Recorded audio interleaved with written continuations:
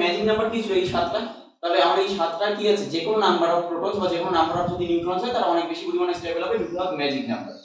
তাছাড়া আমরা এমনি নরমাল কি বলেছিলাম যদি ইভেন নাম্বার হয় তাহলে তুলনামূলকভাবে বেশি স্টেবল হবে। কেন?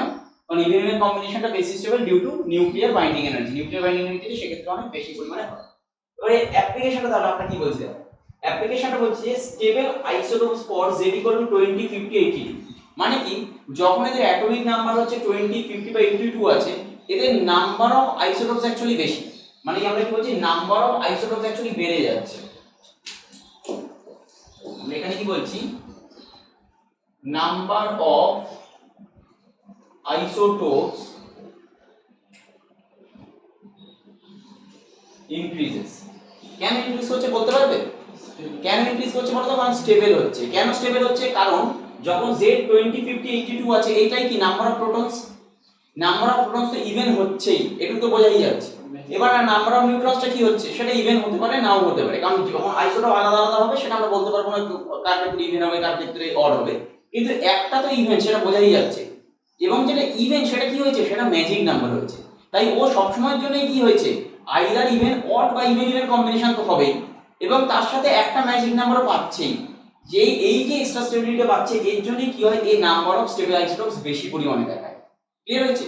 মানে নরমাল একটা মনে করো নিউক্লিয়াই যে সে যতগুলো আইসোটোপ দেখাবে এ কিন্তু তার থেকে বেশি পরিমাণে আইসোটোপ দেখাবে। কেন? কারণ এর কাছে একটা এক্সট্রা ফ্যাসিলিটি আছে বা এক্সট্রা স্টেবিলিটি আছে বলতে পারো, সেটা হচ্ছে কি single magic number. Double magic number হবে কি হবে না সেটা এখন বলতে পারবো না। কেন বলতে পারবো না? কারণ এর যে স্টেবল আইসোটোপস গুলো কি রকম হবে সেটা দেখে আমাদের বলতে হবে, কিন্তু সিঙ্গেল ম্যাজিক নাম্বার তো এখানে আছে। ক্লিয়ার হয়েছে? সেকেন্ড আমরা কি বলেছি দেখো নিউট্রন ক্যাপচার। এই নিউট্রন ক্যাপচার যখন আমরা বলছি সেটা আমরা কোথা থেকে আমাদের দেখতে হবে NSM থেকে বা নিউক্লিয়ার শেল মডেল থেকে। তাহলে জেনারেলি কি হবে নিউট্রন ক্যাপচার মনে করো অড নাম্বার অফ নিউট্রনস আছে, আমরা কি বলছি নাম্বার অফ নিউট্রনস অড, মানে এরকম আমি লিখছি মনে করো n সেটা কি বলছি আমরা অড আছে হলো, তাহলে অড থেকে কি হবে একটা n আসবে তো একটা নিউট্রন আসবে তো, তাহলে সেক্ষেত্রে কি হবে আমার n+1 হবে, সেটা কি হবে ইভেন হবে। হয়েছে? সেখান থেকে আমরা কি বলছি আবার যদি একটা n আসে তাহলে সেখানে কি হবে n+2 হবে, সেখানে কি হবে অড হবে। তাহলে এটা হচ্ছে শুধু আমরা কি বলছি NSM থেকে বলছি এইটুকু জিনিস। তাহলে এবার তোমরা বলো যে কোথায় তাহলে নিউক্লিয়ার ক্যাপচার প্রসেসের এনার্জি, কারণ এটা কি আমায় জোর করে ঢোকাতে হচ্ছে, মনে করো এনার্জি রিকোয়ারমেন্টটা কোথায় বেশি হবে বা সিম্পল ভাবো যে নিউক্লিয়ার ক্যাপচার প্রসেসটা তাহলে কোথায় সহজ হবে কোথায় শক্ত হবে কোথায় কঠিন হবে, কোন প্রসেসটা মানে কোন স্টেপটা নিউক্লিয়ার ক্যাপচারের কোন স্টেপটা অ্যাকচুয়ালি সোজা? যখন কি হবে অড থেকে ইভেনে যাচ্ছে, তাই তো? কারণ সবসময় যদি নিউট্রনস কি চাইবে নাম্বার অফ প্রোটনস বা নিউট্রনস কি চাইবে সে ইভেন নাম্বার হতে চাইবে, তবেই তো স্টেবিলিটি পাবে। তাহলে আমরা কি বলবো এটা হচ্ছে লো এনার্জি, তাই হবে তো দেখো, আর এটা কি হবে তাহলে এটা হচ্ছে আমার হাই এনার্জি প্রসেস। দেখো এইটুকু ক্লিয়ার হয়েছে কি? এইটুকু যদি ক্লিয়ার হয়ে যায় তাহলে তোমরা বুঝতে পারবে। হয়েছে?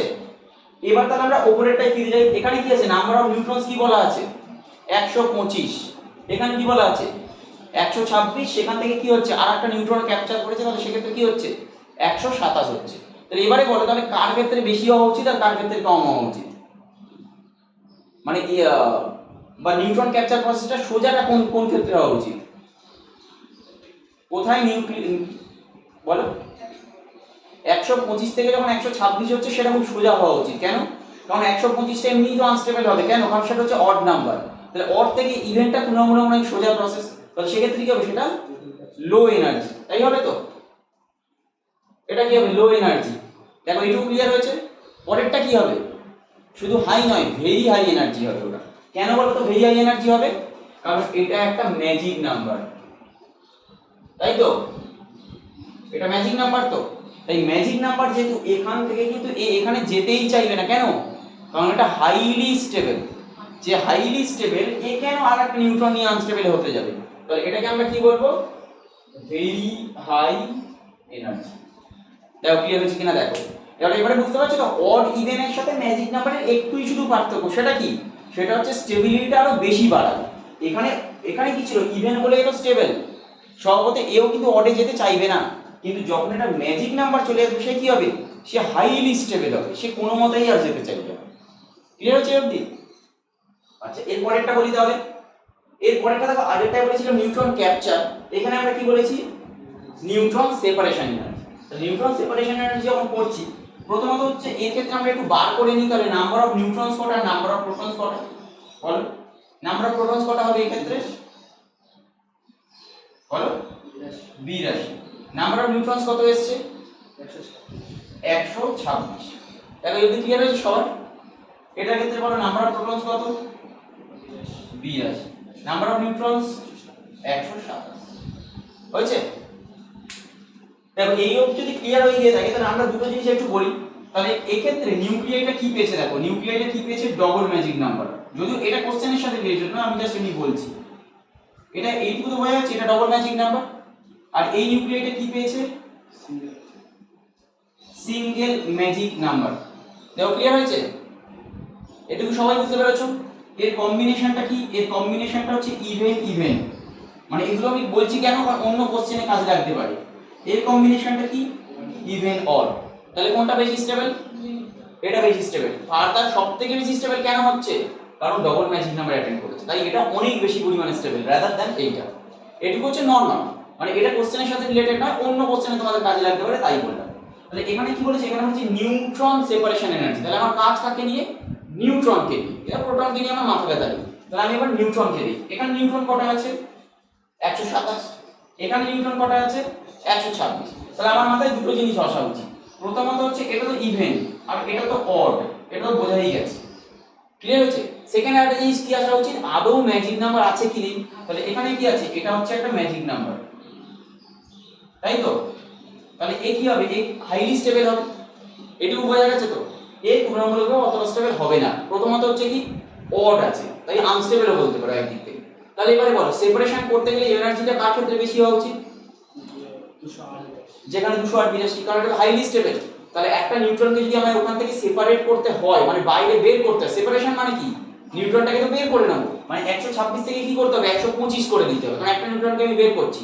তাহলে সেই প্রসেসটা কি হবে, তুলনামূলক অনেক শক্ত, বা এনার্জি রিকোয়ারমেন্ট ওর ক্ষেত্রে বেশি হবে। এই জন্য কি হচ্ছে দেখো, 7.40 মেগা ইলেকট্রন ভোল্ট এনার্জি লাগছে। কিন্তু এই ক্ষেত্রে অতটা হবে না, কেন হবে না, কারণ এটা তো এমনি অড, অড মানে আনস্টেবল। যদি আমি একটা নিউট্রন ওখান থেকে বের করে নিই, বরঞ্চ বেশি পরিমাণ স্টেবল হবে। কেন বেশি পরিমাণ স্টেবল হবে, 126 হবে, সেক্ষেত্রেও ইভেন হতে পারে। তাই এখানে এনার্জি রিকোয়ারমেন্টটা কি হবে, কম হবে। ক্লিয়ার হয়েছে? তাহলে এটা হচ্ছে নিউট্রন সেপারেশন এনার্জি।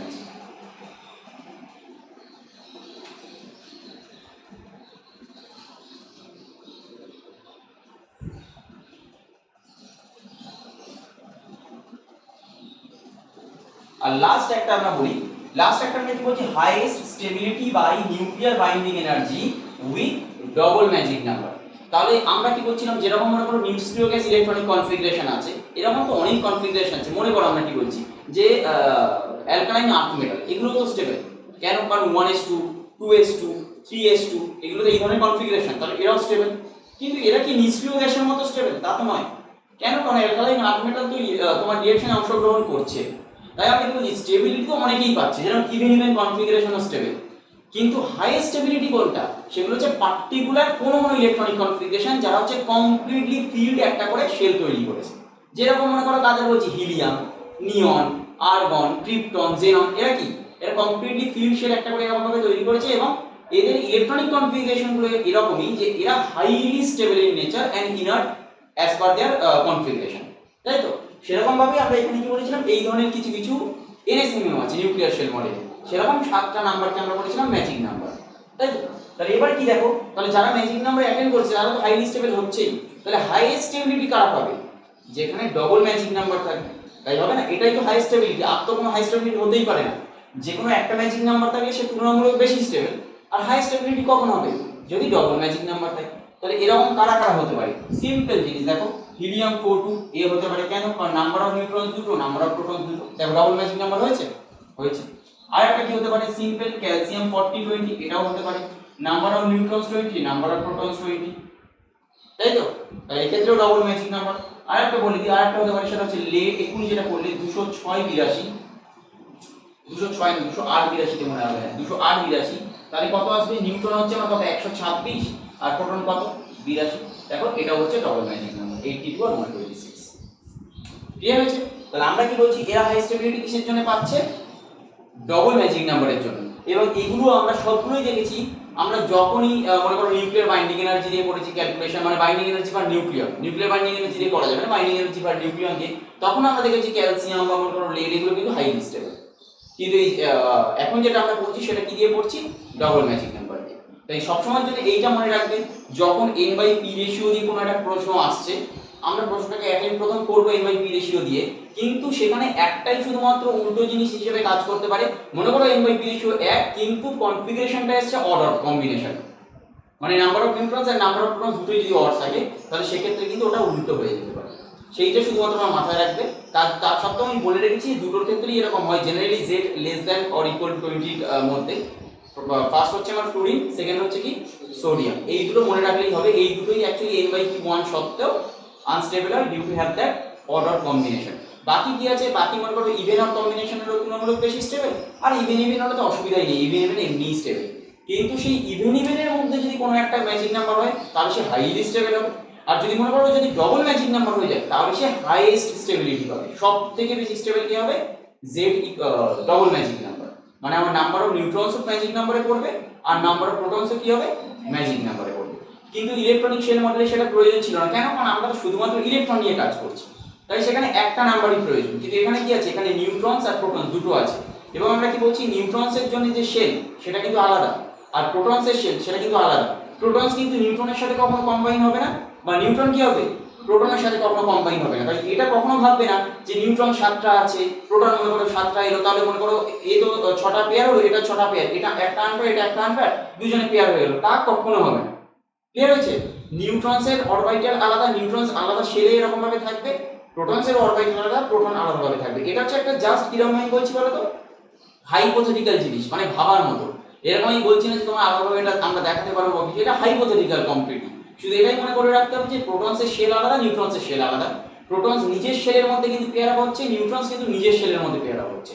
তাই নিউট্রনসের যে কোনো আনপেয়ার্ড ইলেকট্রন, নিউট্রনসের যে কোনো আনপেয়ার্ড নিউট্রন থাকবে, সেটা নিউট্রনসের শেলেই থাকবে। প্রোটনসের যে কোনো আনপেয়ার্ড, সেটা প্রোটনসের শেলেই থাকবে। ক্লিয়ার হয়েছে তো? তাই নিউট্রনস আর প্রোটনসের মধ্যে কিন্তু কখনো ওভারল্যাপ হবে না, বা নিউট্রনস আর প্রোটনস কখনো পেয়ার আপ হবেই না। ক্লিয়ার হয়েছে?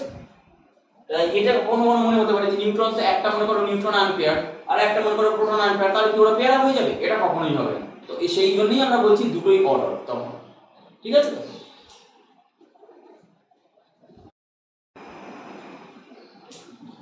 আচ্ছা, এখন যেটা পড়বো আমরা সেটা হচ্ছে Mason field theory. Mason field theory মানে কি? আমরা এতক্ষণ ধরে যা পড়ে এসেছি, মনে করো একটা নিউক্লিয়াসের মধ্যে মেজর পার্টিকেল কি কি? নিউট্রন আর প্রোটন। হঠাৎ মেসন আমরা বলছি কেন সেটা আগে বলি। আমরা মেসন ফিল্ড থিওরিটা পড়বো, মানে মেসন কি পুরো জিনিসটাই পড়বো, কিন্তু অ্যাকচুয়ালি হঠাৎ মেসনটা এলো কেন, কেনই বা ভাবার প্রয়োজন আছে। তার জন্য আমরা কি বলছি, যে মনে করো নিউক্লিয়াস, যেরকম এই যে একটা ইলেকট্রনিক কনফিগারেশন স্টেবল, সেরকম একটা নিউক্লিয়াসের মধ্যে তার মানে কি বললাম আমরা, as per nuclear shell model, নিউক্লিয়াসের একটা পার্টিকুলার কনফিগারেশন আছে, সেটাও তো স্টেবল হচ্ছে। ফর এক্সাম্পল আমরা কি বলছি, যে হিলিয়াম 42 সেটা হাইলি স্টেবল, নাম্বার অফ নিউট্রনস দুটো, নাম্বার অফ প্রোটনস দুটো। মনে করো ক্যালসিয়াম 40-20 সেটা highly stable, number of neutrons 20, number of protons 20। তাহলে এখানে কি আছে, যেরকম মনে করো ইলেকট্রনিকের একটা কনফিগারেশন, ইলেকট্রনিক কনফিগারেশন আছে, সেরকম একটা পার্টিকুলার নিউক্লিয়ার কনফিগারেশনও তাহলে আছে, তাই তো? নাহলে স্টেবল হতে পারতো না। তাহলে সেই কনফিগারেশন অনুযায়ী আমরা কি বলছি, যে যেটা মনে করো ইলেকট্রনগুলো যে ফোর্স অনুযায়ী স্টেবল, সেই রকম তাহলে নিউক্লিয়াসের মধ্যে এই যে নিউক্লিয়ন্স গুলো আছে, কি কি আছে? নিউট্রনস আর প্রোটনস মেজর পার্টিকেল, তাহলে তাদেরকেও তো কোনো একটা ফোর্স পুরো বাইন্ড করে রেখেছে। তো সেই ফোর্সটাকে আমরা কি বলবো? নিউক্লিয়ার ফোর্স বলবো। ক্লিয়ার হয়েছে? কেন বলছি? কারণ মনে করো আমরা যেটা বলছি না, যে ক্যালসিয়াম মনে করো 40-20 স্টেবল, তার মানে কি মনে করো 20-50 স্টেবল হবে? তা তো আর হচ্ছে না। পার্টিকুলার কোনো একটা নিউক্লিয়ার কনফিগারেশন স্টেবল হয়েছে, বা তার কোনো কিছু কিছু আইসোটোপ স্টেবল আছে। তো সেক্ষেত্রে আমরা কি বলছি, সে ওই নিউক্লিয়াসে নিউক্লিয়ন্স গুলোকে, তার মানে কোনো একটা কোনো শক্তি আছে আছে, বা কোনো একটা কোনো ফোর্স আছে, যারা কি হচ্ছে একসাথে রেখে দিয়েছে নাম্বার অফ নিউট্রনস আর নাম্বার অফ প্রোটনস গুলো। তো সেটা কি ধরনের ফোর্স হবে? তাহলে নিউক্লিয়ার ফোর্স হবে। এতক্ষণ পর্যন্ত কিন্তু কোনো অসুবিধা ছিল না। এবার অসুবিধাটা এখন স্টার্ট হচ্ছে। সেটা কি? সেটা দেখো, প্রোটনে কি আছে? পজিটিভ চার্জ আছে। নিউট্রনে কি আছে? নিউট্রনে তো কোনো চার্জ নেই, তাহলে কোনো প্রবলেম নেই। তাহলে মনে করো দুটো নিউট্রনের মধ্যে রিপালশন, এটা হয়তো আমরা অতটা বেশি ভাববো না, নেগলেক্ট করছি, কিন্তু প্রোটনগুলো তো সবই পজিটিভ চার্জ, তাই না? তাহলে এখন দুটো পজিটিভ চার্জের মধ্যে তো 100% রিপালশন হবে, হবে না? তাহলে 100% সেখানে রিপালশন হচ্ছে। তাহলে আলটিমেট কি হচ্ছে, এখনো পর্যন্ত আমরা অ্যাট্রাকটিভ ফোর্স তো খুঁজে পাইনি, কিন্তু রিপালসিভ ফোর্স তো ওখানে আছেই 100% শিওর। কেন রিপালসিভ ফোর্স থাকবে? Due to the presence of proton. নিউট্রনটা আমরা এখনো পর্যন্ত বাদ দিচ্ছি, এখন আমরা ধরছি। তাহলে repulsion between two positive charge এটা তো থাকবে। তাহলে তার জন্য কি হবে, ওটা তুলনামূলকভাবে আনস্টেবল হয়ে যাবে, তাহলে সেটাকে আমরা কি বলবো, রিপালসিভ ফোর্স বলবো। তাহলে এখন এটা তো আমরা জানি যে এই রিপালসিভ ফোর্সটা আমরা জানতে পারছি, কিন্তু হিলিয়াম 42 তো স্টেবল, বা ক্যালসিয়াম 4020 স্টেবল বা লেড স্টেবল, এটা তো আমরা জানি। তাহলে এদের মধ্যে যে নিউক্লিয়ার ফোর্সটা আছে বা এদের মধ্যে যে অ্যাট্রাকটিভ ফোর্সটা আছে, এটা অ্যাটলিস্ট বুঝতে পারছি এটা রিপালসিভ ফোর্সের থেকে অনেকাংশে বেশি, না হলে তো স্টেবলটা হতো না। ক্লিয়ার হয়েছে? তাহলে সেখানে কোনো না কোনো অ্যাট্রাকটিভ ফোর্স অবশ্যই আছে, যে অ্যাট্রাকটিভ ফোর্সটাই আছে না কেন সেটা কিন্তু রিপালসিভ ফোর্সের থেকে তুলনামূলক অনেকটাই বেশি। এবার আমায় জানতে হবে যে অ্যাট্রাকটিভ ফোর্সটা কি। এই অ্যাট্রাকটিভ ফোর্সটা কি, তার জন্য আমরা প্রথম যেটা মাথায় আসবে সেটা কি আসবে, হতেই পারে সেখানে ইলেকট্রোস্ট্যাটিক ফোর্স অফ অ্যাট্রাকশন, কারণ আমরা ফিজিক্সে এগুলো পড়ে এসেছি যে ইলেকট্রোস্ট্যাটিক ফোর্স অফ অ্যাট্রাকশন। কিন্তু এই ইলেকট্রোস্ট্যাটিক ফোর্স অফ অ্যাট্রাকশনটা মোস্টলি এখানে হয় না। কেন হয় না? কারণ ইলেকট্রোস্ট্যাটিক ফোর্স অফ অ্যাট্রাকশনটা কি হয়, Q1 Q2 divided by r square, এটাই হয় তো, তাই তো?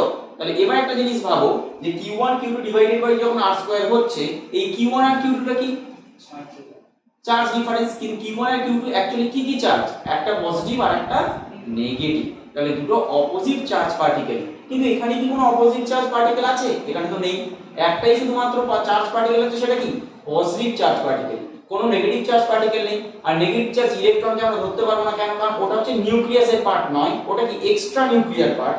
আমরা যেহেতু নিউক্লিয়ার স্টেবিলিটি ধরছি, আমরা শুধুমাত্র নিউক্লিয়াসের মধ্যে যেগুলো আছে সেগুলো ধরবো। তাই জন্য এখানে কি হবে, এখানে যেহেতু শুধুমাত্র প্রোটন আছে অ্যাজ চার্জ পার্টিকেল, তাই এখানে একটা ইলেকট্রোস্ট্যাটিক ফোর্স অফ অ্যাট্রাকশন হতেই পারে। সেকেন্ড আরেকটা হতে পারে কি, এই যে নিউক্লিয়াস সেটা কি, সেটা তো খুব ছোট্ট, তাই না? আমরা নিউক্লিয়াসে এরকম ভাবে আঁকছি, কিন্তু অ্যাকচুয়ালি নিউক্লিয়াসের এরিয়া কত, প্রচন্ড ছোট, মানে রেডিয়েটর প্রচন্ড ছোট। তাহলে এই যে নিউক্লিয়ার ফোর্সটা হবে সেটা কি হবে, খুব কম ডিসটেন্সের একটা ফোর্স, একটা ভাবো। তাহলে এখানে কি হবে, আরটা যদি প্রচন্ড ছোট হয়ে যায়, আরটা কি আছে, তাহলে আরটা নেগলিজিবল হয়ে যাবে সেক্ষেত্রে। তাই এখানে কি বলছি যে নিউক্লিয়ার ফোর্সটা আছে সেটা অ্যাকচুয়ালি কি খুব শর্ট ডিসটেন্সের ফোর্স, যে সেটা কিনা নিউক্লিয়াস স্টেবিলিটির জন্য কাজ করছে। তাই এখানে ইলেকট্রোস্ট্যাটিক ফোর্স অফ অ্যাট্রাকশনটা অ্যাট লিস্ট অ্যাট্রাকটিভ ফোর্স হিসেবে কাজ করতে পারে। ক্লিয়ার হয়েছে? তাই প্রথম যে আমাদের ধারণাটা কি, যে এখানে কোনো না কোনো একটা অ্যাট্রাকটিভ ফোর্স আছে যে কিনা রিপালসিভ ফোর্সটার থেকে বেশি। কিন্তু অ্যাট্রাকটিভ ফোর্সটা কি ধরনের অ্যাট্রাকটিভ ফোর্স হতে পারে, একটা আমরা ভাবছিলাম যে অ্যাকচুয়ালি এটা ইলেকট্রোস্ট্যাটিক ফোর্স অফ অ্যাট্রাকশন হতে পারে কি পারে না। কিন্তু ইলেকট্রোস্ট্যাটিক ফোর্স অফ অ্যাট্রাকশন হবে না কেন, তার জন্য দুটো কারণ। প্রথম কি, এখানে কোনো অপোজিট চার্জ পার্টিকেল নেই, মানে Q1 Q2 কি দুটো অপোজিট চার্জ পার্টিকেল হওয়া উচিত, বা দুটো অপোজিট চার্জ অ্যাটলিস্ট হওয়া উচিত, ডাইপোল তো দুখান আলাদা পোল হওয়া উচিত। কিন্তু এখানে কি আছে, সিঙ্গেল, একটাই শুধু, মানে একটা শুধু পজিটিভ চার্জ পার্টিকেল আছে, বাট নেগেটিভ চার্জ পার্টিকেল কিছু নেই, তাই হতে পারে না। সেকেন্ড কি, আমরা কি বলছিলাম, নিউক্লিয়াসের রেডিয়াস খুব ছোট, তাই এটা একটা শর্ট ডিসটেন্স ফোর্স, এই কারণে ইলেকট্রোস্ট্যাটিক ফোর্স অফ অ্যাট্রাকশন এখানে হতে পারে। হলো?